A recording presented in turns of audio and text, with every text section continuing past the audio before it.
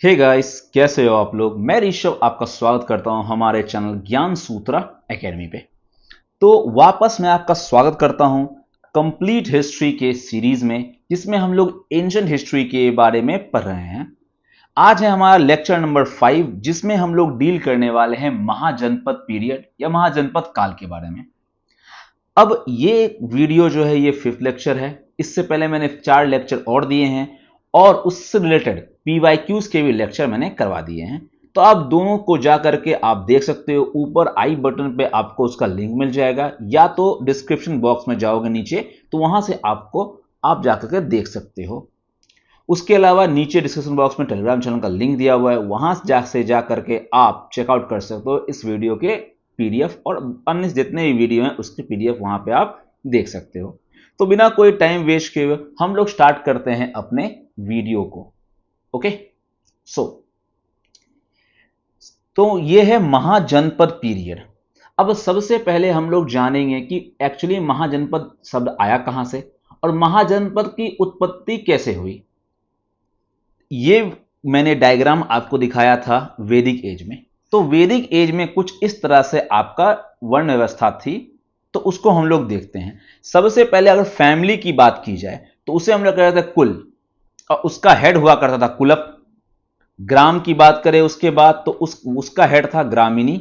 Means अगर family की बात करें, ग्राम मीन्स आपका गांव। गांव क्या आता है? एक क्लैन, एक जाति, एक समूह, वो था तुम आपका। उसके बाद आता है जन। ये अगला क्या आता है? जन। जन का मतलब होता है स्टेट।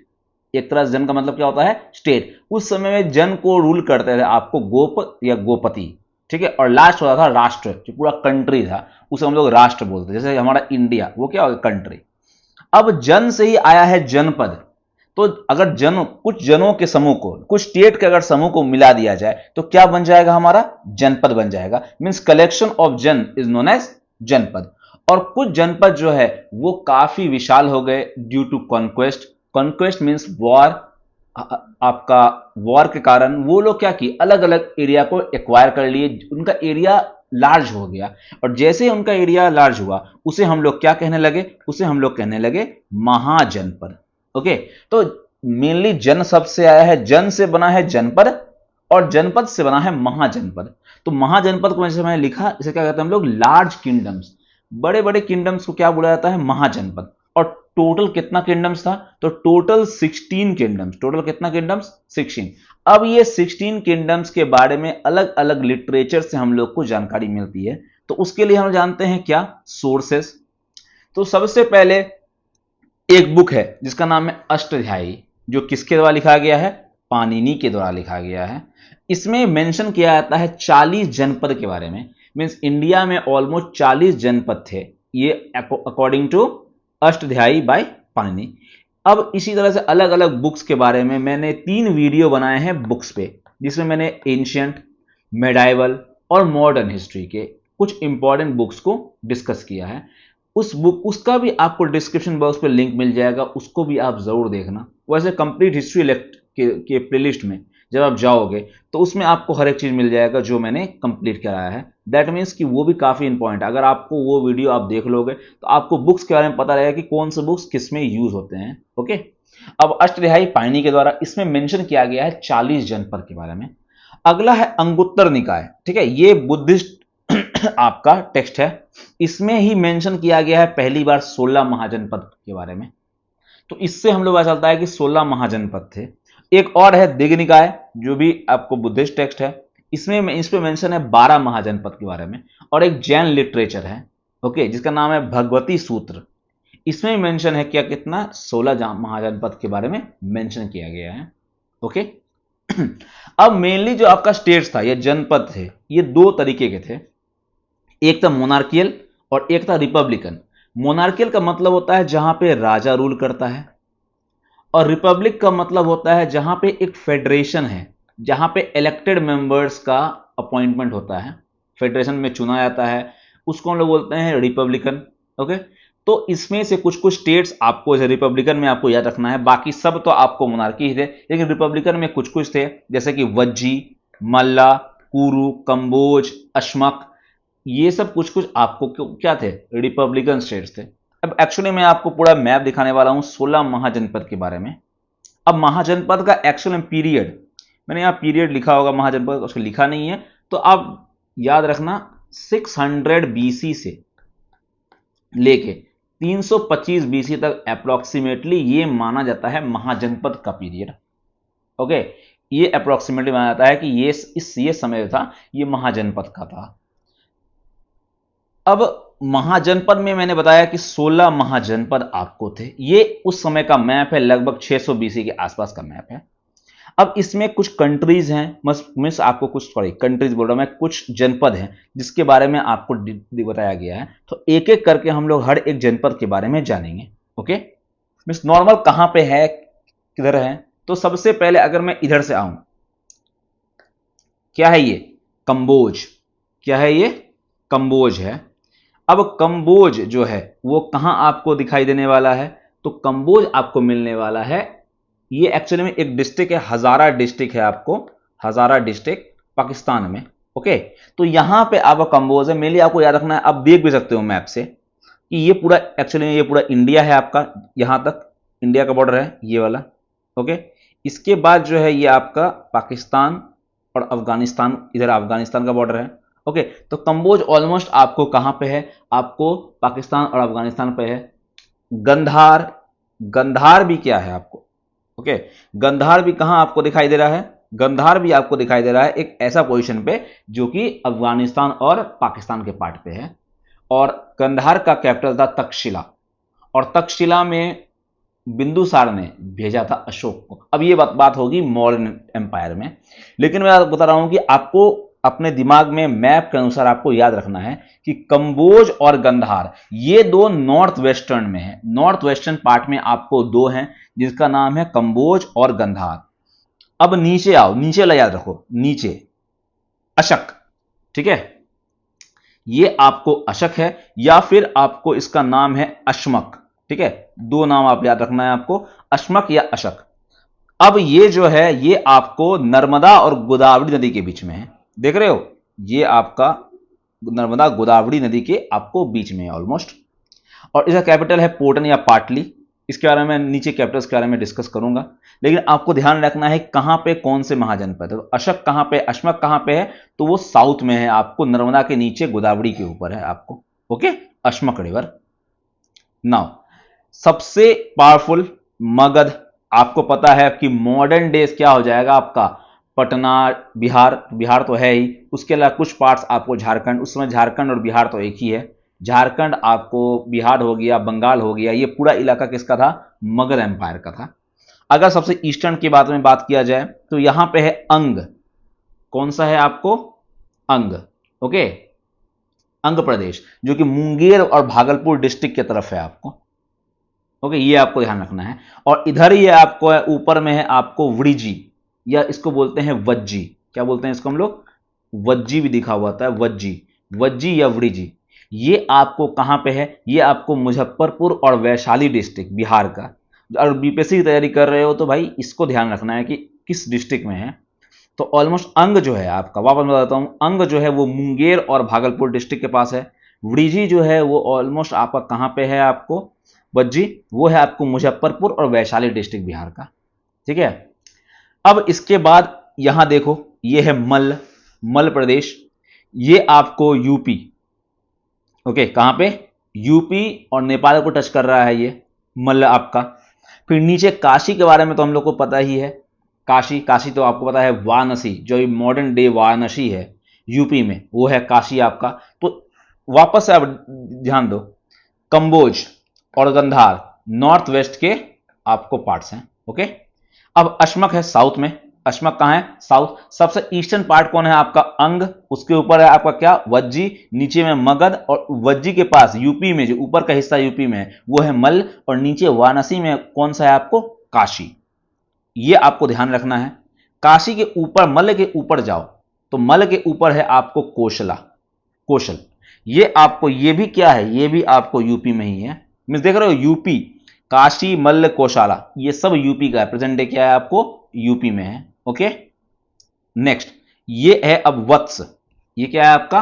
वत्स। वत्स भी आपका यूपी में है। वत्स भी क्या है आपको? यूपी में है।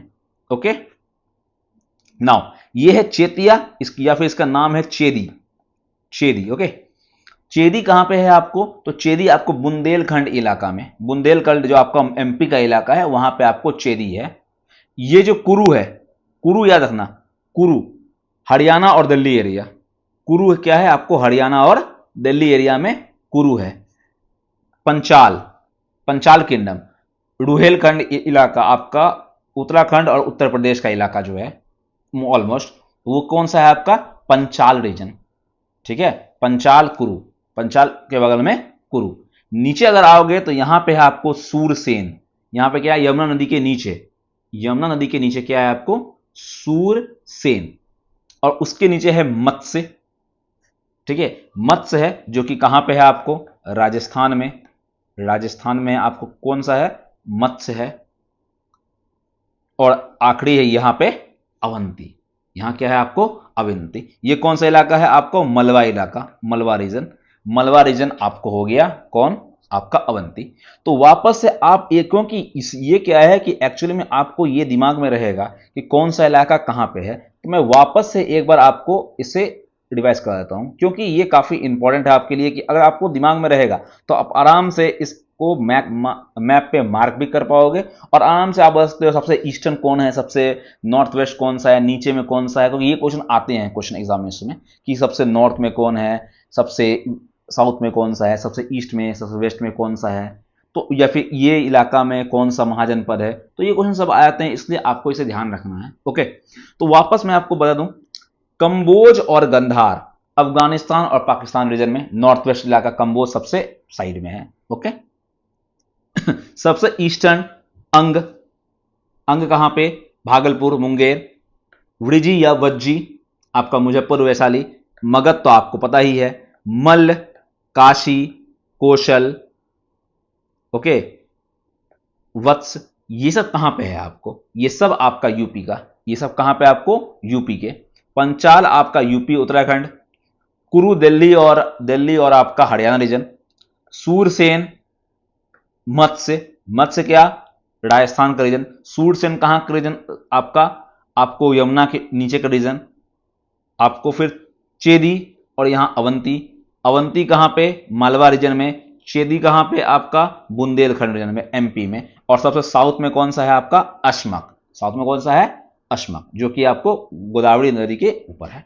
ओके, तो ये कुछ कुछ आपको ध्यान रखने हैं, और कैपिटल भी आपको ध्यान रखने हैं। मैं इसका ये तो आप आराम से पढ़ सकते हो, याद कर सकते हो लेकिन मैं बता दूं आपको, अंगज का कैपिटल है चंपा, मगध का कैपिटल है राजगृह, या इससे पहले इसका नाम था गिरिवज्र। ठीक है, गिरिवज्र नाम था, उसके बाद इसका नाम हुआ राजगृह, और उसके लास्ट बाद में चेंज हो गया, पाटलिपुत्रा भी उसको कैपिटल किया गया।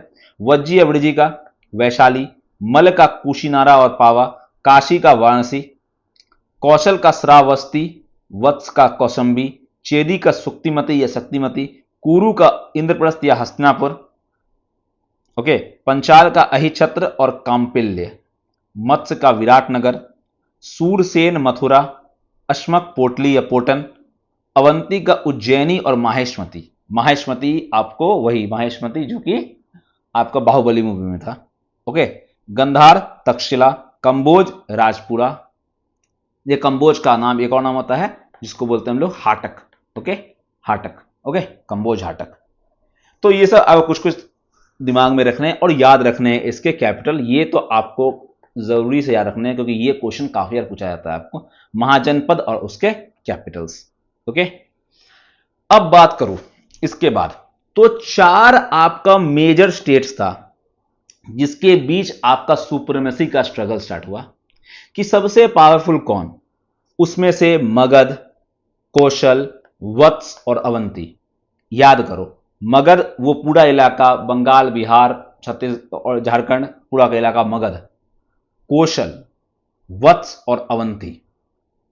ओके, अवंती मैंने आपको बताया, अवंती कौन सा इलाका, मलवा वाला इलाका। वत्स कौन सा इलाका, इलाहाबाद मिर्जापुर वाला, यूपी। ओके, कौशल, कौशल कौन सा आपका वो भी यूपी में, कौशल भी यूपी में, वत्स भी यूपी में, और अवंती आपका एमपी का, मीन्स नॉर्दर्न पार्ट जो है उसी के बीच आपको स्ट्रगल चल रहा है, क्योंकि सबसे इंपॉर्टेंट रीजन क्या है, वहां पे फर्टाइल लैंड है, फर्टाइल लैंड होने के कारण वहां का कल्टीवेशन ज्यादा है, वहां पे आदमी सेटल हो चुका है, आयरन की खोज हो चुकी है, तो इसलिए पावरफुल किंगडम हो जाएगा वहां का।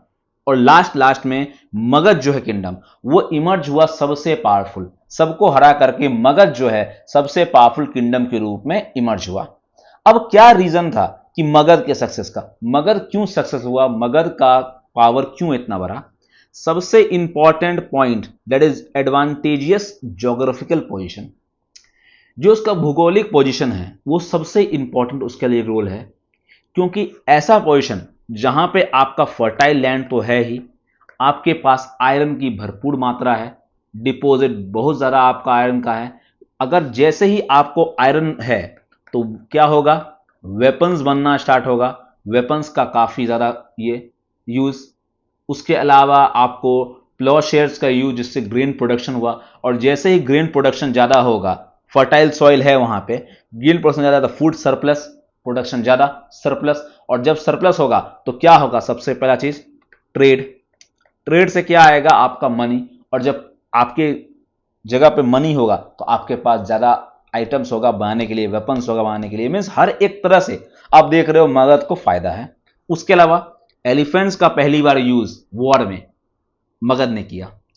और सबसे जो कि एक पॉइंट तो है ही आपका, कि उनके लीडर्स जो हैं वो बहुत ज़्यादा ग्रेट थे और एफिशिएंट लीडर्स थे। बाकी सब जगह के उस तरह के लीडर्स आपको नहीं हुए, जिस कारण से मगध जो है वो काफ़ी सक्सेसफुल रहा आपको महाजनपद पीरियड में। आई होप आपको समझ में आ गया हो। ओके, अब हम लोग बात करने वाले हैं डायनेस्टीज की जो मगध को रूल कर रहे थे।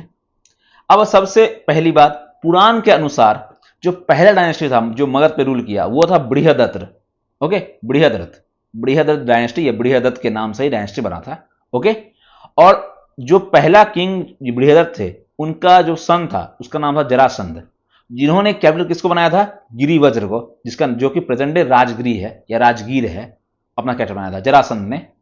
तो ये इनके बारे में उतना जानकारी हम लोगों को नहीं है, लेकिन इसके बाद जो मेन आए तो वो थे हरण्यक डायनेस्टी। ओके, क्या थे, हरण्यक डायनेस्टी। अब हरण्यक डायनेस्टी का आपको शासनकाल 544 से 412 बीसी तक है। इसमें जो सबसे मेन रूलर हैं वो हैं आपको बिंबिसार, और बिंबिसार का नाम स्ट्रोनिका भी था, और इन्हें माना जाता है कि ये रियल फाउंडर हैं किसके, मगध एम्पायर के, और ये बुद्ध के कंटेम्पररी थे। ये किसके कंटेम्पररी थे, आपको गौतम बुद्ध के। उसके अलावा इन्होंने अपने पावर को बढ़ाने के लिए एक काम किया, मैट्रिमोनियल अलायंसेस, और ये काम आपको अकबर ने भी किया था। ओके, मुगल पीरियड में, मेडाइवल में हम लोगों ने पढ़ा देखा है। ओके, मैट्रिमोनियल अलायंसेस किया। अब 3 शादी की। पहला है कौशल देवी, नाम से ही पता है कौशल, कौन सा राज, कौशल राज।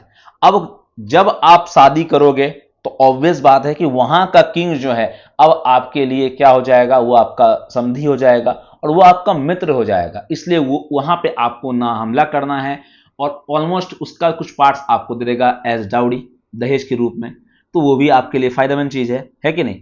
तो कौशल की रानी कौशल देवी का को उन्होंने उनसे शादी की, जो कि डॉटर थी किसकी, प्रसन्नजीत की। उसके अलावा एक और चेलना थी, चेलना जो थी वो लिच्छवीज, ओके, लिच्छवीज की रानी थी। अब जैसे लिच्छवी वगैरह क्या था, एक कॉन्फिडरेशन था, जैसे मल क्या था आपका, मल राज, उसमें अलग अलग आपका कॉन्फिडरेशन बना हुआ था, 3-4 आपको क्लैन थे, लिच्छवी, साकेस वगैरह वगैरह क्लैन से आपको। ओके, तो ये लिच्छवी क्लैन थी जिनका हेड था चेतक, चेतक जो था वो हेड था, और चेतक की बहन लिच्छवी जो चेलना थी, ठीक है, उससे शादी हुआ किसका, बिंबिसार का। उसके बाद एक और थी जिनका नाम था खेमा, जो कि मदरा किंग, जो कि पंजाब, मदरा एक इलाका था पंजाब का, वहां के किंग की बेटी खेमा से इनका विवाह हुआ। तो बोलना था ये इस तरह से मैट्रिमोनियल अलायंस करके इन्होंने पूरा नॉर्थ इंडिया पे अपना कब्जा कर लिया मगध ने ऑलमोस्ट। उसके बाद इन्होंने अंग को कैप्चर किया, कहां पे, अंग जो कि भागलपुर डिस्ट्रिक्ट जो आस बगल का इलाका था मगध के, उसको कैप्चर किया। उसके अलावा एक इनका ये पूछा जाता है क्वेश्चन, जीवक जो थे इनके दरबार में फिजिशियन थे, इन्होंने इनको उज्जैन भेजा, अवंती के राजा प्रद्योत की को ठीक करने के लिए। ओके, किससे? अब इनको हो क्या गया था? इनको हो गया था जॉन्डिस। इनको हो गया था जॉन्डिस, और उस समय जॉन्डिस की महामारी एक तरह से फैली हुई थी। तो उनको ठीक करने के लिए जीवक को भेजा गया था Ujjain. Okay, now second ruler, ये इनका नाम है अजात शत्रु। अब अजात शत्रु का एक और नाम है, उपनाम कुनिक। क्या नाम है? कुनिक। इन्होंने अपने पिता की हत्या की। इसीलिए कभी कभी हम लोग हड़यनक डायनेस्टी को क्या बोलते हैं? इसे हम लोग बोलते हैं पितृहृंतक डायनेस्टी। मीन्स जो डायनेस्टीज में बच्चे जो हैं वो पापा को मार करके, पिताजी को मार करके गद्दी में बैठते हैं। इसके अलावा जो उदयन है, इसके बाद जो आया था, उन्होंने भी अजातशत्रु को मार दिया था। तो एक तरह से ये क्या हो गया कि वो लोग पिता को मार के गद्दी पे बैठ रहे हैं। तो अजातशत्रु ने क्या किया? उसने अपने पिता बिंबिसार को मार दिया। ये किसका बेटा था? तो चेलना, लिच्छवी की रानी चेलना, है कि नहीं? इन्होंने फिर वापस क्या किया? इन्होंने कौशल को डिफीट किया। वज्जी कौशल, जबकि कौशल देवी जो है वहां से आई थी, उसके बावजूद इन्होंने कौशल पे हमला किया, कौशल को जीता, वज्जी को जीता। अब और इसके अलावा इन्होंने काशी, वैशाली, इन सबको भी जीत लिया। क्यों जीता? क्योंकि इन्होंने दो मशीन्स का आविष्कार किया था। ये दो मशीन्स बने थे, जिसको आपने बाहुबली मूवी में देखा होगा। ओके, बाहुबली अगर देखा है आपने तो उस मूवी में आपने देखा होगा, एक था रथ मूसल और एक था महाशिला कंटक। दो आपको वार मशीन्स थे। अब रथ मूसल क्या होता है? यह है आपको घोड़ा और यह है आपका रथ, और इसके आगे इस टाइप का मशीन जो कि काटते हुए चल जाएगा। किसको? जो आगे वाला आपका एनिमी है। तो इस तरह का मशीन को हम बोलते हैं रथ मूसल। ये आपने देखा होगा, भल्लाल देव चलाता था बाहुबली में। उसके अलावा ये था आपको महाशिला कंटक, है कि नहीं? क्या था ये? महाशिला कंटक। अब ये क्या करता था? ये क्या करेगा? एक तरह से पीछे जाएगा इसका, यहां पे आपको पत्थर रखेगा और फेंकेगा पत्थर, लॉन्च करेगा। कैसे लॉन्च करेगा? कहां? एनिमी की तरफ लॉन्च करेगा। तो इसको बोला गया महाशिला कंटक। और ये था रथ मूसल, पहला वाला। ये क्या है आपको? रथ मूसल, और ये है महाशिला कंटक। ये दो वार मशीन्स बनाए थे उन्होंने। इस कारण से उनका पावर काफी ज्यादा बढ़ गया, और उन्होंने उसके बाद राजगृह में फोर्ट भी बनाया। ओके, तो ये कुछ था आपको किसके बारे में? अजातशत्रु के बारे में। और इसके अलावा एक और इंपॉर्टेंट पॉइंट है, फर्स्ट बुद्धिस्ट काउंसिल जो है वो अजातशत्रु के समय में हुआ था। आपको पता है फर्स्ट बुद्धिस्ट काउंसिल अजातशत्रु के समय में कहां पे हुआ था? राजगृह में। कहां पे?